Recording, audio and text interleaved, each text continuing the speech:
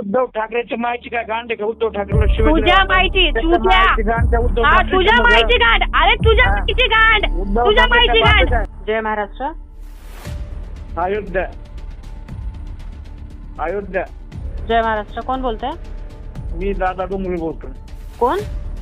दादा डोंगरे बोलतोय मी, संभाजीनगर. बोला ना.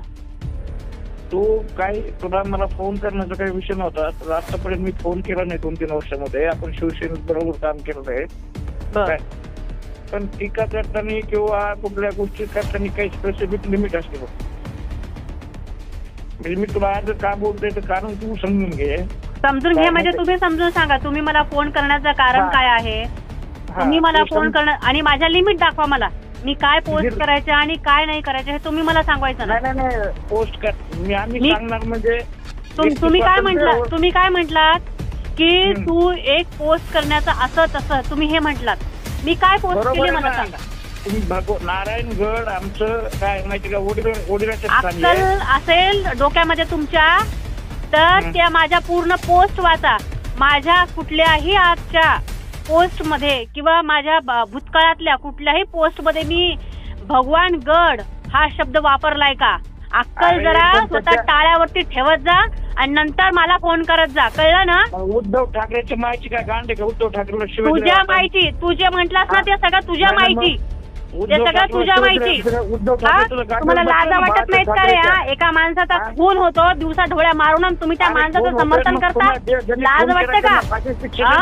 आणि तू स्वतःला सांगतोयस की तू माझ्यासोबत काम केलेलं आहेस म्हणून संभाजीनगरहून बोलतोय म्हणून तू आता घाणेरड्या शिवाय तुला लाज वाटते का? होय रे हलकट नालाय का? तुझ्या डोक्यामध्ये बुद्धीचा भाग दिसत नाहीये. तू ये बरं इकडे, तुला सांग. तू ये की तुझ्या दम आहे तर तू ये. तुझ्यासारख्या बावळाटाच्या गाडी लागते का मी? तू ये ना मूर्ख पागल. अरे नामदेव शास्त्री. अरे कशाचा नामदेव शास्त्री? जर नामदेव शास्त्री त्याला वाटलं नाही का की संतोष देशमुखच्या मुलांच्या बाबतीमध्ये कधीतरी जाऊन बोलावं म्हणून, वाल्मिकराच्या बाबतीमध्ये कधीतरी जाऊन बोलावं म्हणून? काय बोलतोय की नारायणगड? काही नारायणगडावरती फक्त एक आमचं सुद्धा ते श्रद्धास्थान आहे. माझ्या पोस्ट मध्ये मी कुठेतरी नारायणगडाचा उल्लेख केलाय का? सांग ना भडव्या. तू मला फोन करतोस ना भाडखाऊ. मला तुझ्यापेक्षा खूप खतरनाक बोलता येतं. मला तुझ्यापेक्षा खूप खतरनाक बोलता येतं. मला माझ्या बापाने शिकवलं ज्याला तसं. तू मध्ये उद्धव साहेबांना आणायचा नव्हतास भडव्या चुत्या. तुझ्या माहिती गांड. अरे तुझ्या माहिती गांड, तुझ्या माहिती गांड, तुझ्या माहिती गांड, तुझ्या माहिती गांड. तू जे आम्हाला म्हणतोयस ना ते सगळं तुझ्या माहिती. तू आम्हाला जे म्हणतोयस ना ते सगळं तुझ्या माहिती. मातोश्रीवर जाऊन मातोश्री फोडून टाकू मग. हो काय? आम्ही काय नाही आम्ही काय इथं बांगड्या भरल्यात काय? मातोश्रीच्या तू मातोश्रीच्या आजूबाजूला येऊन दाखव. मातोश्रीच्या आजूबाजूला येऊन दाखव. नाही तुझी मिशी भादरली ना तर ही पाटलाची अवलादच नाही.